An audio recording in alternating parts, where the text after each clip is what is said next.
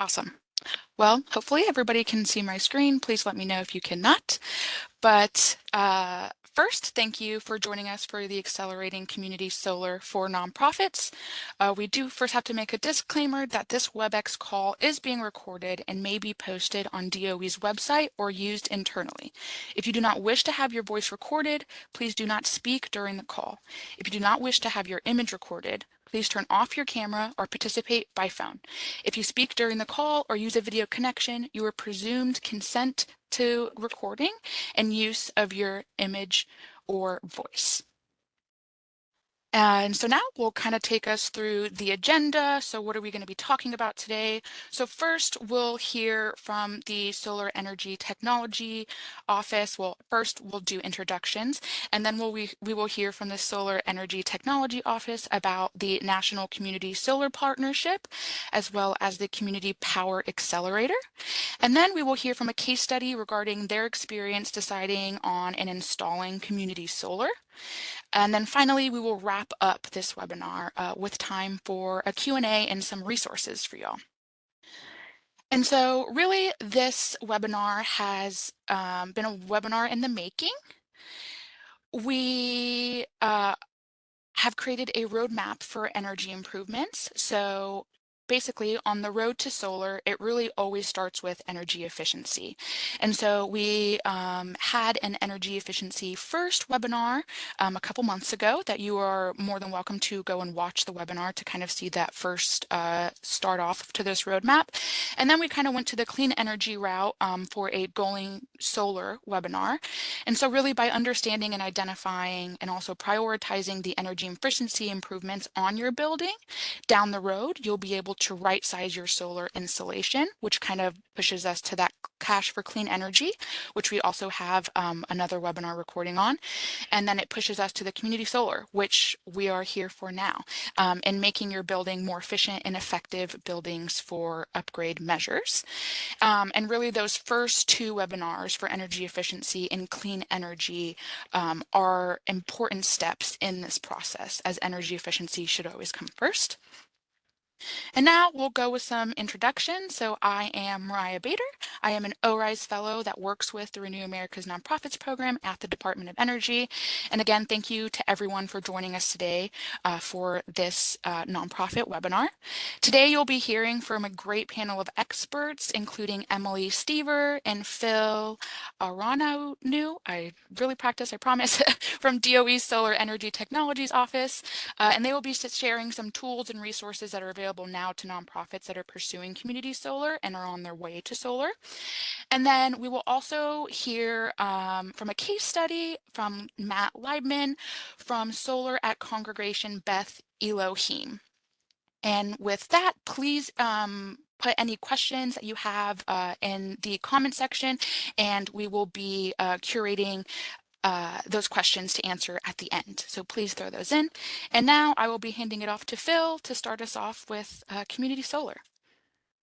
Thanks so much, Mariah. It's good to be here with all 177 plus of you, part of this program. We're really excited to be collaborating with the SCEP office and the Renew America's Nonprofits program.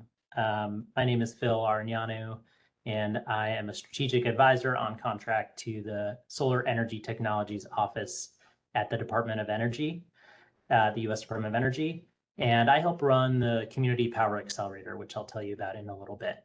But really what our goals for this session is for you to learn a little bit about some of the programs that we do that can help you get from weatherization and retrofits and the type of work that you've already been considering and many of you doing to actually generating your own electricity through solar and storage on your buildings and using that electricity and those programs and projects to support low-income and disadvantaged communities around you. And we'll also hear from my colleague, Emily Stever, who also is at the Department of Energy Solar Energy Technologies Office, and from Matt Liebman at Congregation Beth Elohim to talk a little bit about a project that they did and that we actually awarded through one of our award programs. So it's going to be a great time. As Mariah mentioned, put your questions in the chat and we will jam through some of these slides and we'll try to engage those questions right at the end. But we'll continue to track those in the chat.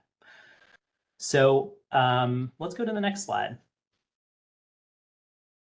So some of you may be wondering, what's community solar?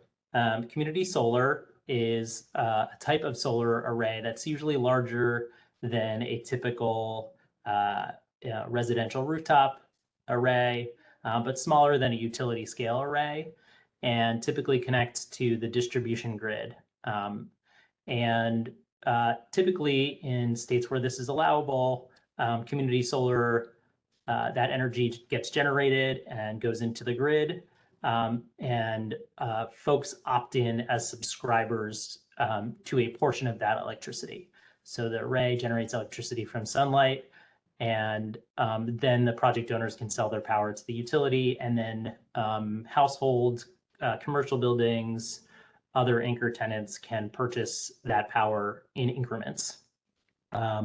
So there are a number of states where there's legislation that makes this possible, and other states where there isn't legislation that is particularly friendly to community solar, but where these projects still can work in various ways. So let's go to the next slide.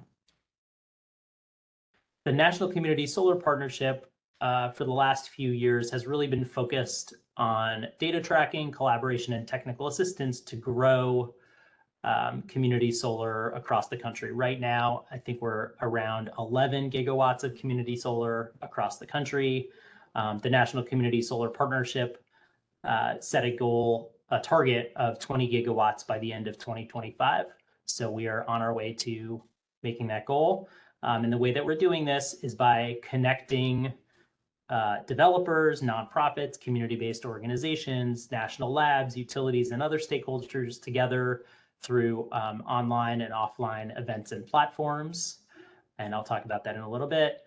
We also have an open technical assistance program that's led by the Lawrence Berkeley National Lab that provides any of those stakeholders, whether that's a state energy agency or a utility or a nonprofit, subject matter expertise to support those local challenges. And that is open to any organization. And we are beginning to take those technical assistance requests in rounds, and then assigning those to experts in those fields.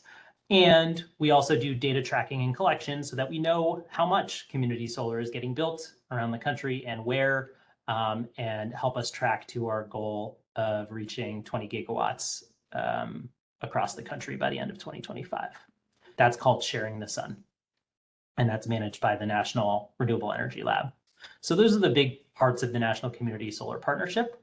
If we could go to the next slide. As I mentioned, our goal is to really move the needle. And you can see we've already made some pretty significant progress. When we set this goal, there were only 3 gigawatts of community solar. Now there are 11. So we're moving in that direction. We're headed towards 20 gigawatts.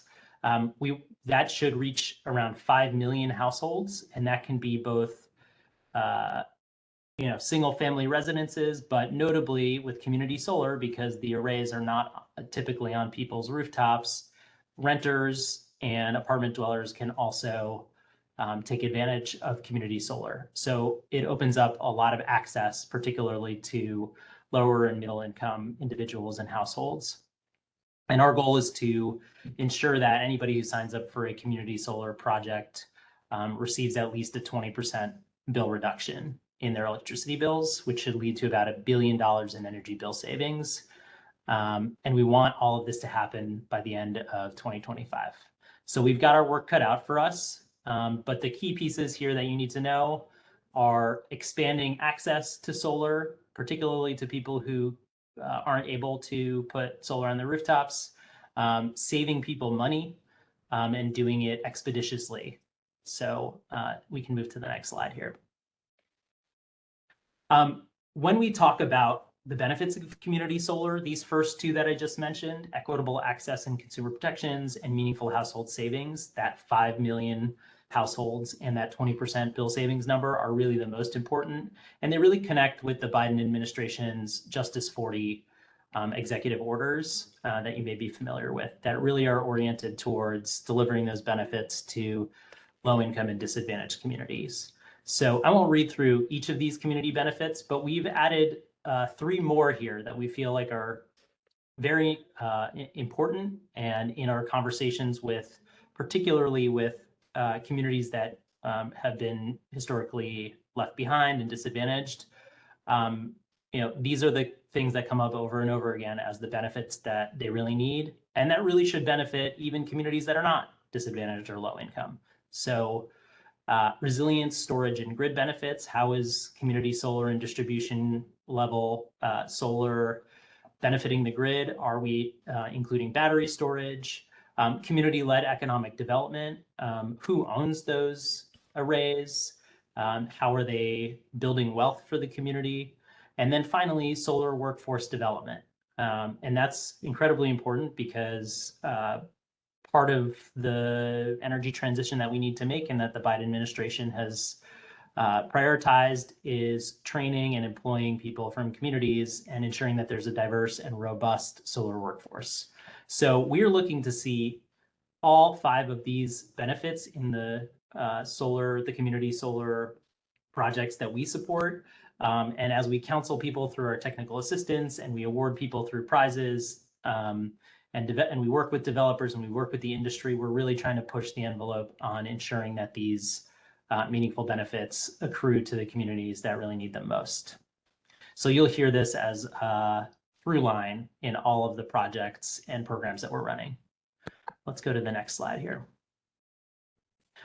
Some of the common challenges that we hear from many stakeholders who are trying to develop community solar, and particularly from nonprofits. And since you all are part of this Renew America's Nonprofits program, I pulled these out.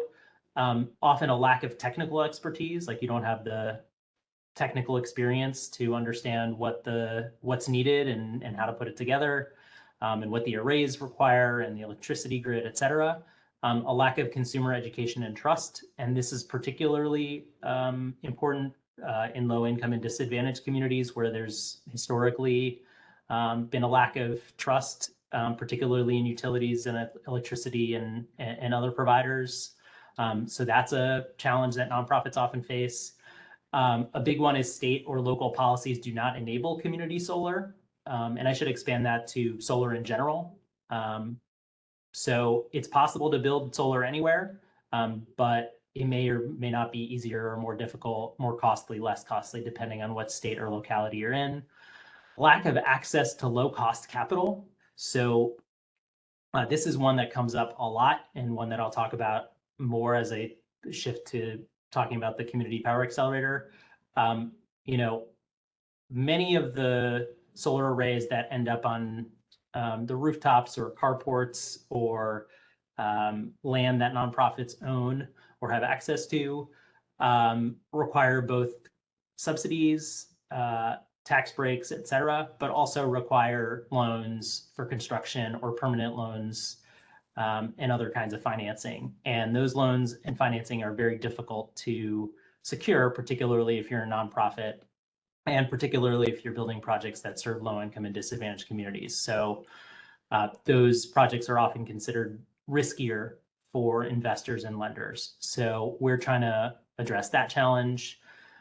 Aging buildings and deferred maintenance, something if you're working at a nonprofit or a faith community or a congregation, that can often be a challenge, or really any building, and other priorities. Nonprofits typically do not just exist to do community solar or solar programs. So it can be difficult to find the staff time and make the space to build these projects. This is just a set of challenges. You're probably all very familiar with these challenges as you address your retrofit and electrification challenges that you're facing. There are also many of the same challenges for building solar. How are we addressing these? I'd like to talk about that on the next slide. we, after a lot of stakeholder engagement with many of these kinds of groups that you see listed at the bottom, community-based organizations, state and local governments, developers, investors, philanthropies, utilities, customers, et cetera, we're trying to tackle many of the common challenges that I listed there. So we're providing technical expertise and capacity building, state engagement, so that states that are interested in becoming friendlier from a legislative and regulatory perspective can do that. We have best practices available, access to capital, which I'll talk about a little bit more, customer engagement and education. So how do we ensure that customers are protected and that they're getting the right information, and then education and outreach so that stakeholders across the spectrum really understand what we're going for.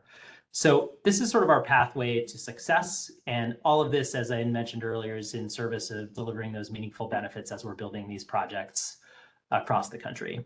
Next slide.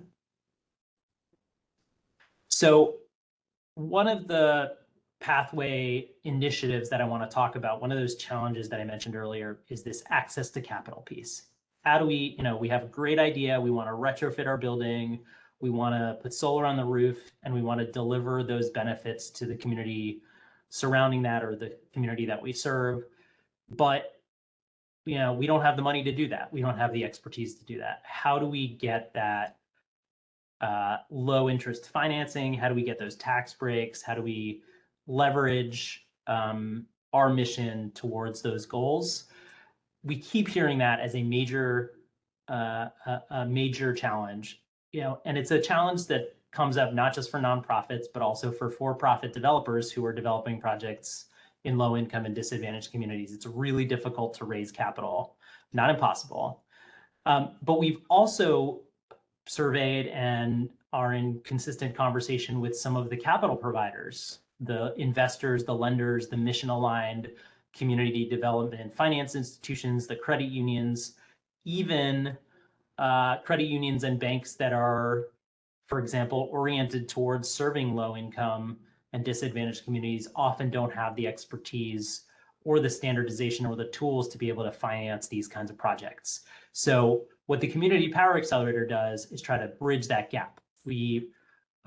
Because solar developers and community organizations often lack the expertise, capacity, and pre-development funds to access that low concessionary rate capital, and capital providers and philanthropic organizations are reluctant to invest in those projects that they view as risky or difficult to assess. Let's go to the next slide. So the Community Power Accelerator really is oriented towards trying to solve that problem. How do we bridge that gap between project developers, community-based organizations that are trying to build these solar projects, and capital providers, investors, philanthropies, et cetera, that want to fund them? And here are the 4 goals of the accelerator. We want to standardize equitable access to community solar financing. And that means the term sheets that get provided, the types of materials that investors see, and the way that projects promise to deliver on the meaningful benefits that I mentioned earlier. We are oriented towards expanding capacity and expertise for community-led and community-focused deployment. We want to build a robust project pipeline with meaningful benefits. So that's really focusing on that equity piece. And we want to bridge that gap between community solar projects that need funding and the capital providers that want to finance them. So that's what we're oriented towards doing with the Community Power Accelerator. Next slide. So what is the Community Power Accelerator? I've talked about it a lot. I've said those words a lot. It's really about making those connections. And we do that in 5 ways. We have an accelerator lab where we work with the Lawrence Berkeley National Laboratory and the University of New Hampshire and run cohort courses that sort of soup to nuts teach developers, community-based organizations, and others who want to build these projects how to build them. How do you construct a capital stack? What are the technical requirements? Really 101 type stuff. And those courses we've now run, I think, 6 of them, and each one has educated 25 developers. And we are launching in just a couple weeks a massive online version of that course, which will be available to anybody at any time in a self-paced manner. So if you're interested in building community solar, we will have something for you in just a couple weeks, in addition to the live courses. We've got a credit ready checklist, which is that standardized financial form that helps developers really ensure that they have everything they need, whether you're an organization or a for-profit developer, everything that an investor or lender is looking for when they're trying to assess whether your project is credit worthy. We've got a credit ready checklist for that, and we're revamping it currently to make it even more robust. We have that technical assistance, so we have experts on the line who you can call up really at any time and ask for support in, say you're facing an interconnection or a permitting challenge or a financing challenge. We have technical experts who can help you with that. And we have an accelerator prize that we are now in round 2 of, which awards, each of those rounds awards $10 million in prizes to 25 different organizations, some for-profit, some nonprofit, with the goal of innovating on financial models and providing that pre-development funding so that folks can go out and actually reach, build those projects that deliver those meaningful benefits, regardless of what state they're in or the regulatory environment, and then be able to go out and get more funding and more investment from private capital. And then the final piece that I want to mention here is the marketplace. And this is a piece of online software that the Community Power Accelerator built with the National Renewable Energy Lab, where you can post the projects that you're building, and capital providers, lenders, investors, CDFIs, green banks, others are on this platform, and they are actively looking for projects that deliver those meaningful benefits. So, and vice versa. If you're a developer, a community-based organization, you're building a project, you can post on the platform, and you can also look and connect with lenders who might fit the bill, lenders who might lend in your area or have the kind of capital available or looking for projects the size that you're building. So it's a connection platform, sort of like a cross between Kickstarter or LinkedIn, but for developers and capital providers. So these 5 services are really what the accelerator is about, and they create this surround sound support system, both for the community-based organizations and the lenders who need it most. Let's go to the next slide.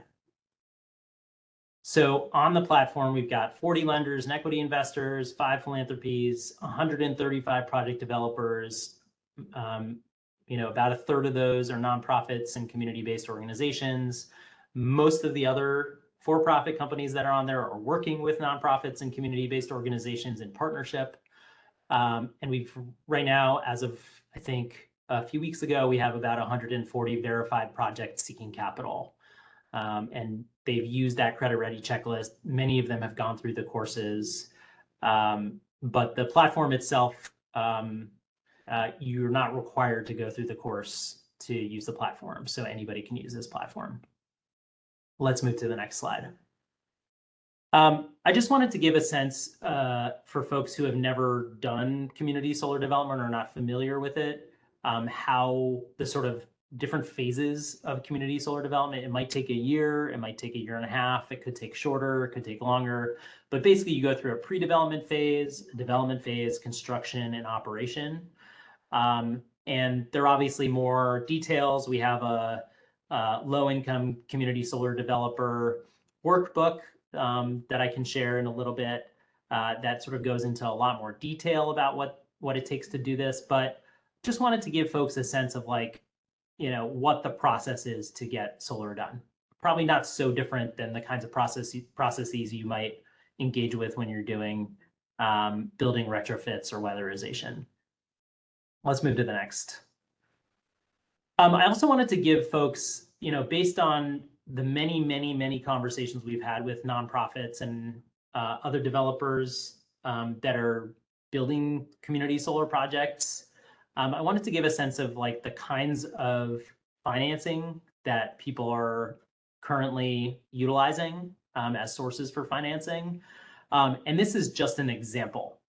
So not every nonprofit or for-profit company developer building these projects is going to look like this, but many of the folks who we work with who we're supporting might get 40 or 50% of the project covered through tax equity, through the investment tax credit, plus some of the adders and direct pay, which I know you all have talked about a little bit, state and local incentives, equity investments, some philanthropic or state or federal grants, some permanent debt, a fair amount of construction debt, and other sources include renewable energy credits and other sources. There are lots of ways to construct capital stacks. So this is not meant to be sort of a one size fits all. But in case you were wondering how many of these organizations and developers are financing these projects, this is sort of the mix of money that we typically see. We can move on to the next slide. And this is a little bit of a peek. You can kind of see here, it's a little bit small, what the online platform looks like. So once your organization has applied to join the platform and you're registering your project, you actually have the opportunity to browse through and get matched with capital providers. So you can look and see, does this capital provider finance projects in my state? What size projects are they typically financing? What kind of financing are they looking to do? Are they looking to do equity?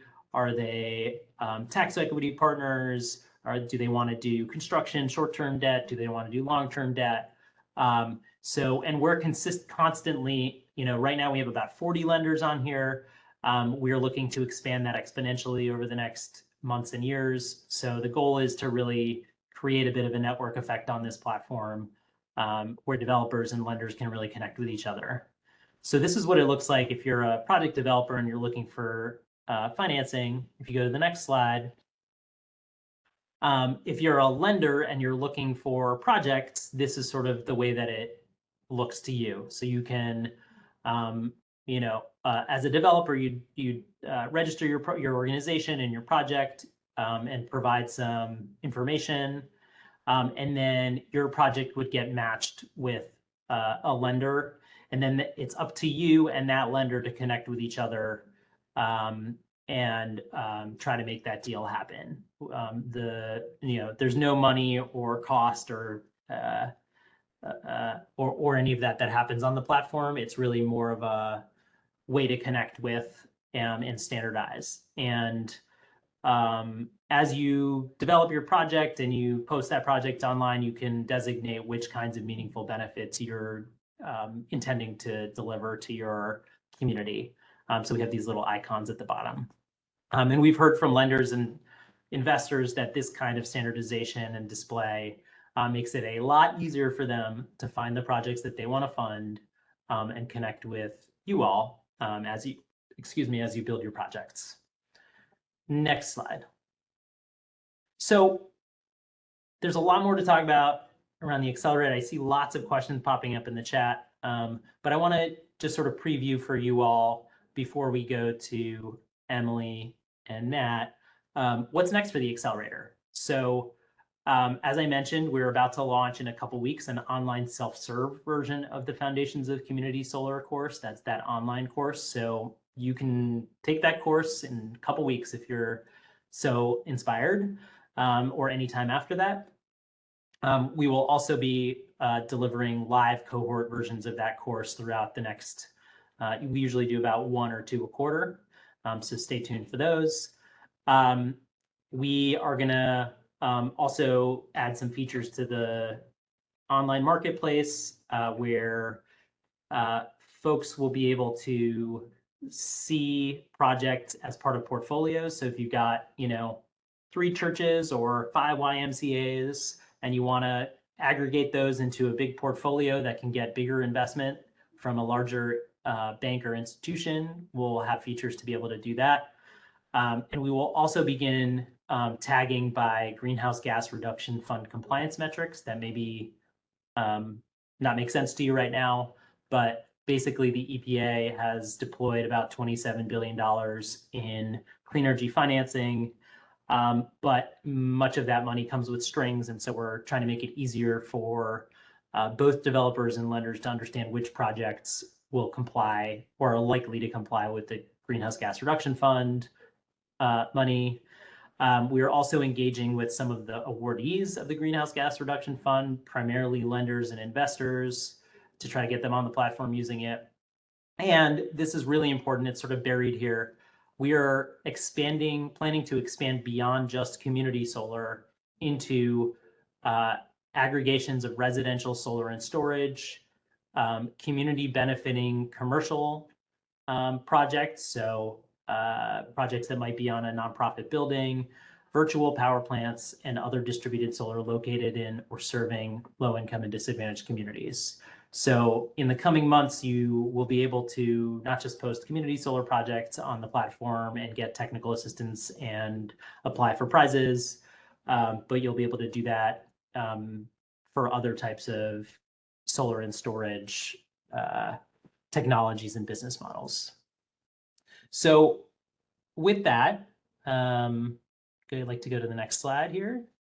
I want to pass it to Emily to talk a little bit about some of the case studies and one particular case study that Matt will speak to, and just give you a sense of how these projects have unfolded and how we're supporting them.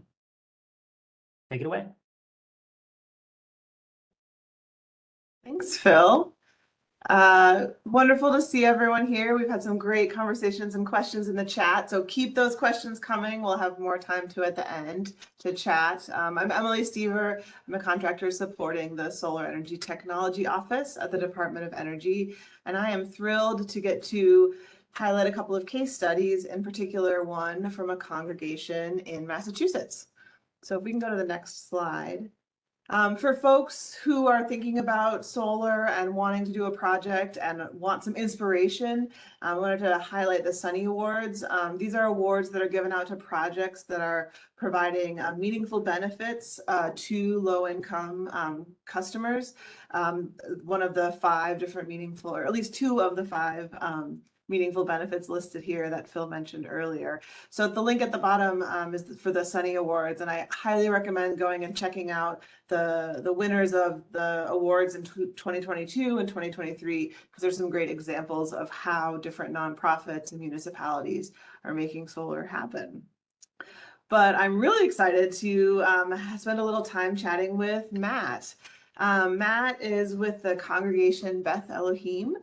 They did a community solar project in 2020, and we've got all the official stats, but I wanted to really have us take some time to chat with Matt about their project and really get into what the process was like, what they did, and some of the things that they've learned.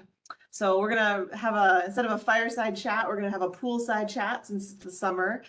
So I want to turn it over to Matt and let him introduce himself and then tell us a little bit about the project.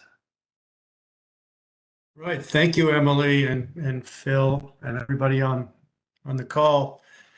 Gratified to see so many people interested in community solar. I'm Matt Liebman. I am a member of Congregation Beth Elohim in Acton. I am a recently retired federal employee, so I worked in the environmental field, so I'm glad to see these kind of collaborative community of practice kinds of projects. That's some of the things that I worked on in my career. And Congregation Beth Elohim is a synagogue located in Acton, Mass. We are in the outer suburbs of Boston, near Concord, if people know where Concord, Mass is. And we benefited greatly from being part of a network of like-minded synagogues and other organizations, Mass Interfaith Power and Light. I noticed that Jim Nail is on the call, Jewish Climate Action Network, and Mass Energize, and other great organizations that we were able to network and learn from. So around 2016, 2017, we got a new rabbi who was very inspirational, and we started a social justice group there, or re-energized it, focusing a lot on environmental and civil rights stuff, but mostly immigration work.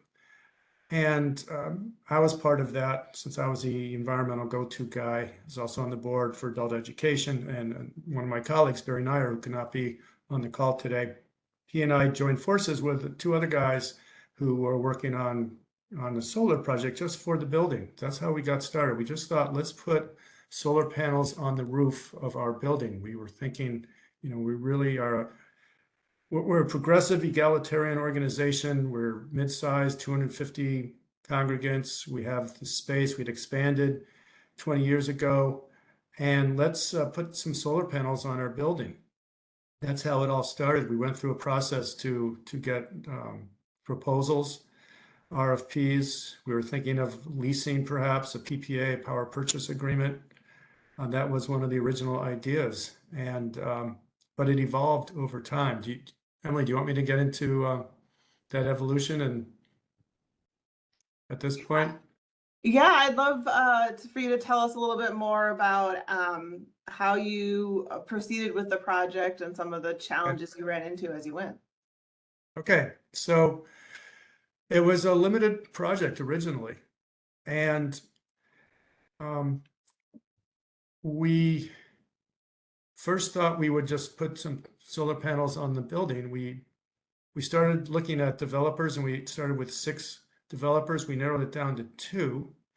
And ultimately, we thought that we would buy and own 3 arrays, 3 carports. As you can see in the picture there, we have a pretty large parking lot. That's about 1/2 of our parking space right there. But at the time, it would have been like $350,000 to $400,000 to purchase. We were doing a fundraising campaign to help pay down our mortgage, and our board said that's not a good idea. So we shifted gears and thought about other financial models.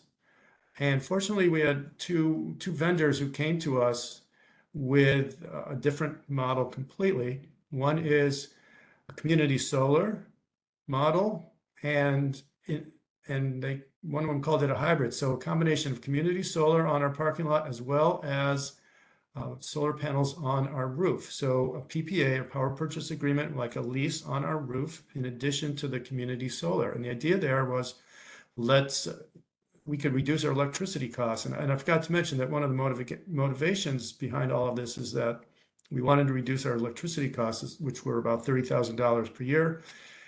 As I mentioned, we're a progressive congregation, part of Judaism. Many of you probably heard of the phrase tikkun olam, to repair the world. There's also another phrase called shmirat adamah, which means to guard the earth, I guess, guardians of the earth. If you look at the Torah, just as a background, the Bible, which has 613 commandments, over half of them are probably related to environmental issues. So Judaism and our DNA is very environmental. So that was the motivation there. As it turned out, in 2018, by the end of 2018, we had 2 proposals, and we selected one developer, which turned out to be 621 Energy. The other developer is also an excellent developer, but they had a lot of experience with nonprofits and communities of faith. And the original idea was these arrays in the parking lot plus our building.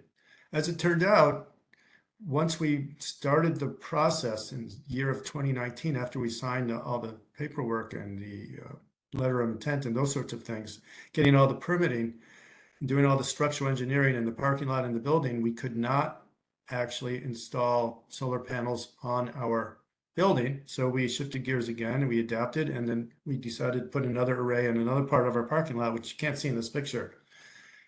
So by the end of 2019, we still hadn't started the project because there was significant delays. The capacity for Eversource, which is our utility, was limiting.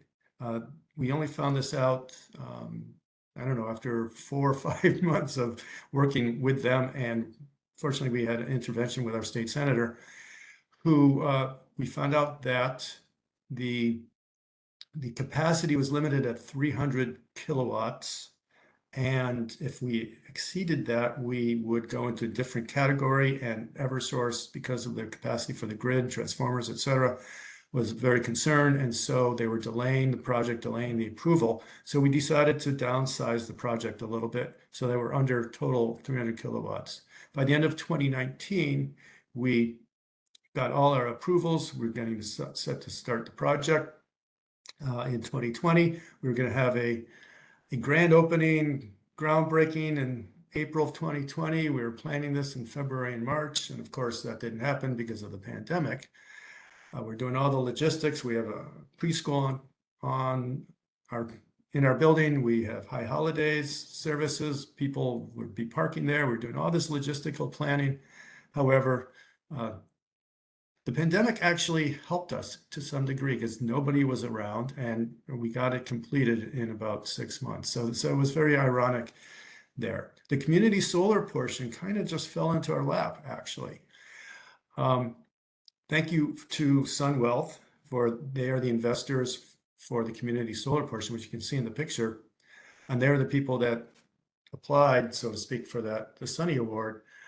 And they told us that we could dedicate 50% of the energy produced to subscribers in the Eversource territory who use Eversource as part of our congregation. We were not really happy about that idea. We were going to do it. We thought we might have some kind of lottery or something like that.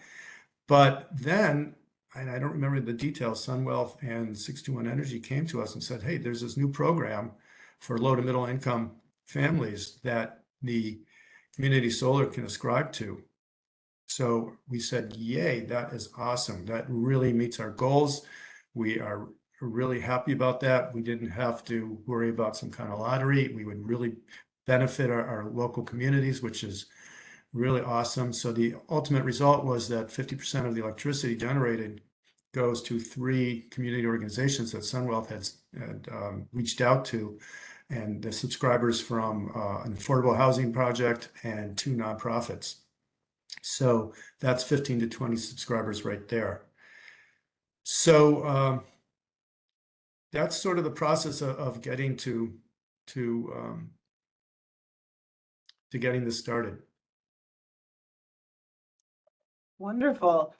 As you have now looking back on the process of taking your organization solar, what are some recommendations you have for others that are wanting to make the leap?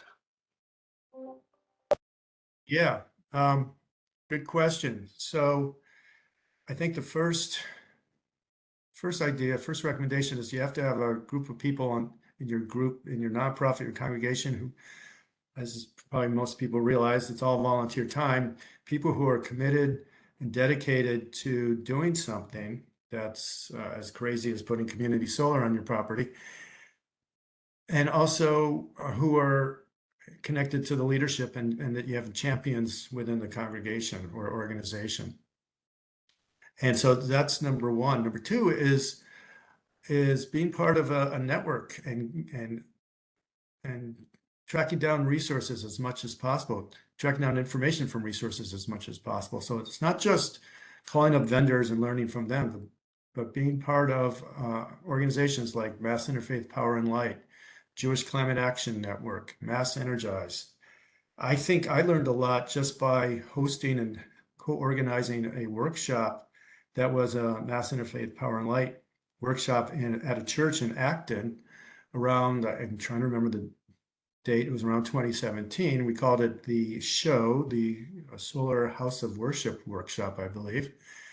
And we had a lot of vendors there, and we learned a lot from just organizing and talking to vendors at that workshop. So being part of a network, just like this community practice is, the solar partnership that you guys are proposing, is really another way to learn and to become inspired and motivated to do something.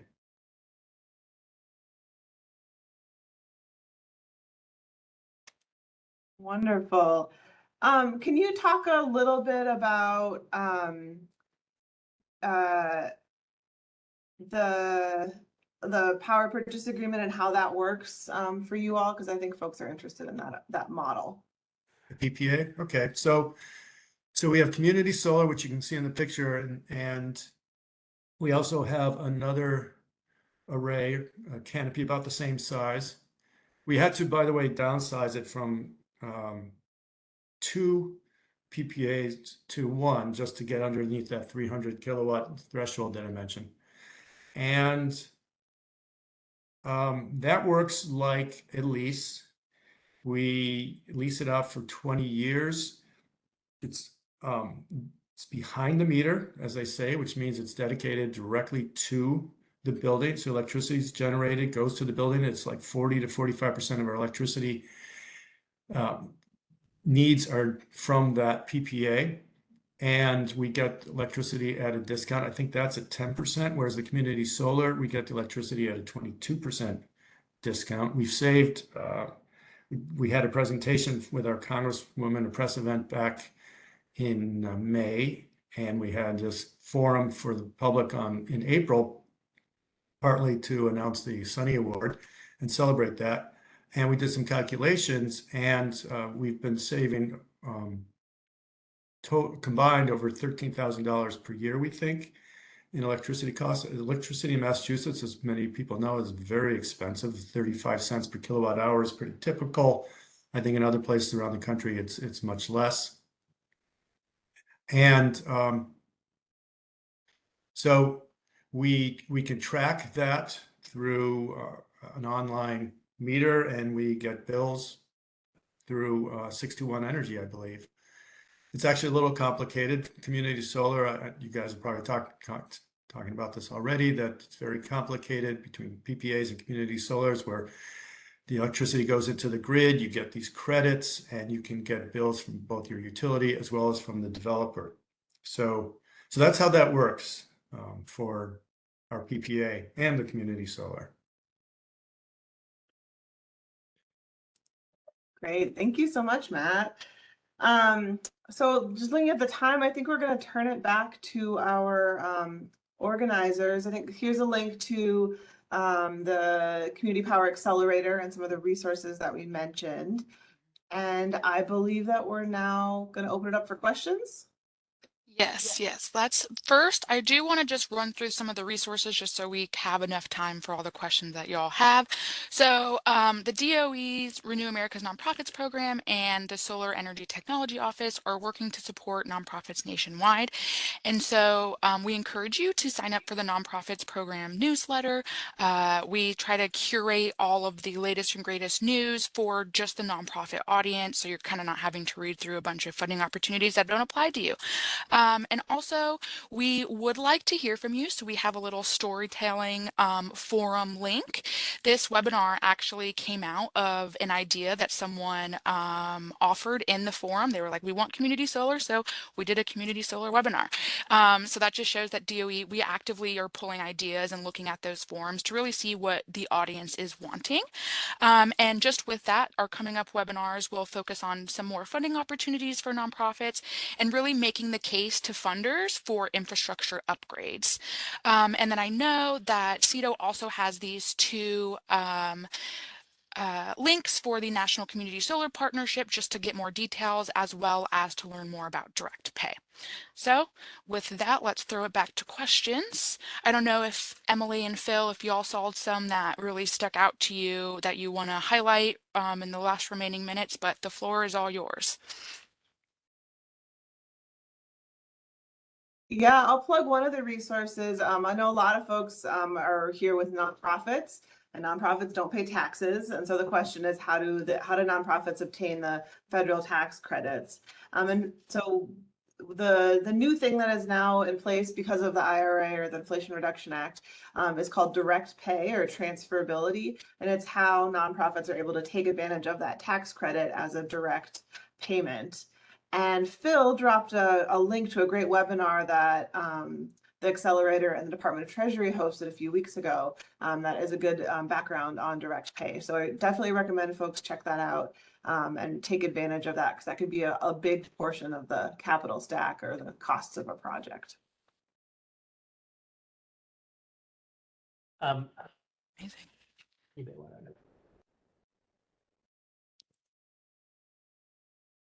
All right. So I saw some questions about the size of community solar projects that you know, that might work in it for different nonprofits. Really, every building is different.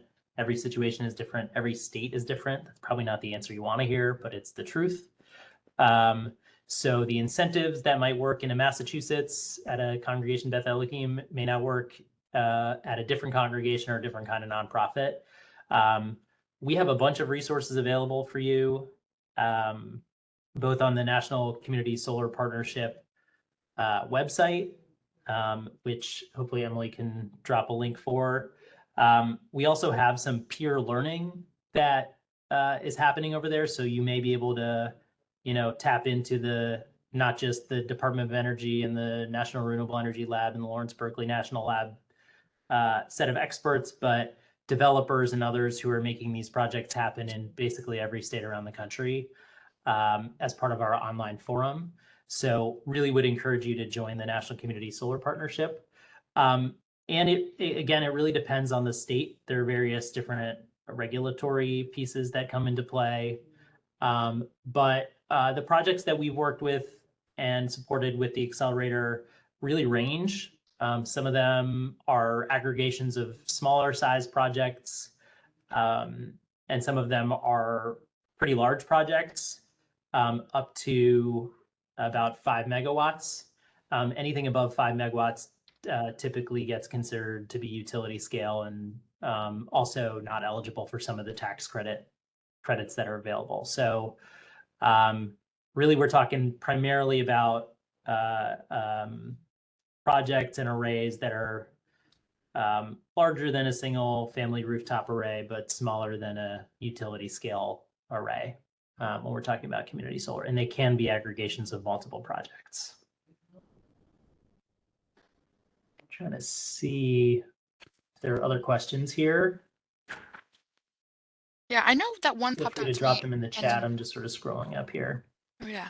One that popped out to me when y'all were presenting was something about, are there any funding opportunities that are underneath For some these? folks, I see questions about, their specific building or how to get started. And I would say one of the things that you can do that's a great way to just start this process is to in your area, look up the contact information of at least 3 solar providers and call them up and chat with them and get bids. That's a great way to start to get a sense of, is my roof suitable? What size of a system would fit? Are there opportunities for financing? Things like that. That'll kind of ground your discovery process and give you some more specific information about your building, since unfortunately we can't help everyone right here in the chat. One other thing I just wanted to mention, there are a number of folks here who are wondering, can the accelerator or the National Community Solar Partnership support if you're not doing community solar? And I sort of buried the lead on this at the end of my earlier presentation, but that is not currently the case. But we are in the process of expanding the Community Power Accelerator to serve different kinds of business models and technologies. So not just community solar. And that would include commercial projects that would live on, churches or synagogues or community buildings or municipal buildings or others that actually are delivering some of these meaningful benefits. And that's really the focus of our work, is how do we deliver those meaningful benefits, whether that's that 20% savings, whether that's access or financial benefit or some kind of in-kind benefit to low-income or disadvantaged communities, whether that's resilience, workforce development, and community economic development. So that's really what we're looking for in the projects that we support. And I think that there's a lot of overlap between the organizations that many of you are representing here on this call and the types of projects that we want to be supporting. That rollout of the sort of going beyond community solar for the Community Power Accelerator is going to happen starting in September and will be rolled out in phases. So stay tuned. I do want to mention a couple of things that I didn't mention since it came up in the discussion just now, is that we started this project and there were no I see that incentives. there are questions about referrals to grants. I'm assuming that's philanthropic grants. We do have philanthropies that are represented on the Community Power Accelerator that are looking for projects to finance and fund. Some of those philanthropies do that through mission aligned investments, which are basically like low interest or no interest loans. And some of them do that through grant funding. Some of them do that through both. So the answer is, although we don't do referrals, we don't like handhold developers and connect them with financiers, whether that's philanthropies or others. We are trying to recruit philanthropies onto the platform so that they can find your projects and connect with you all, and you can make those deals together. Phil, can I jump in and add one more thing to? I'm seeing a question about I think there's agrivoltaics something wrong and with the community solar on audio. a nonprofit farm. We do have a number of community solar, community power accelerator prize winners who are doing agrivoltaics on farms. And so I'm happy to follow up and provide some of those links so you can see how they're doing it.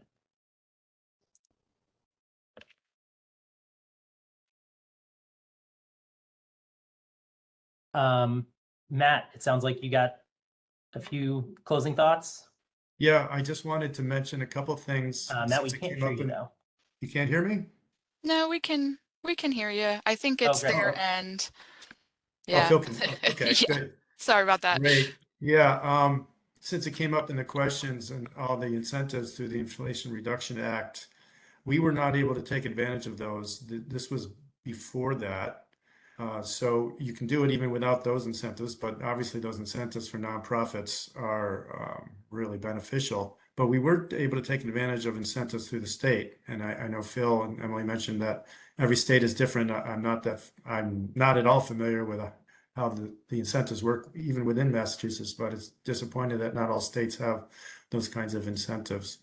There was a question about leasing, and part of our financial model was that we are leasing out our space to the developer. So we get $8,000 to $9,000 per year just for leasing out the space, which for a nonprofit is something to consider in the calculations there, in addition to the savings on the electricity.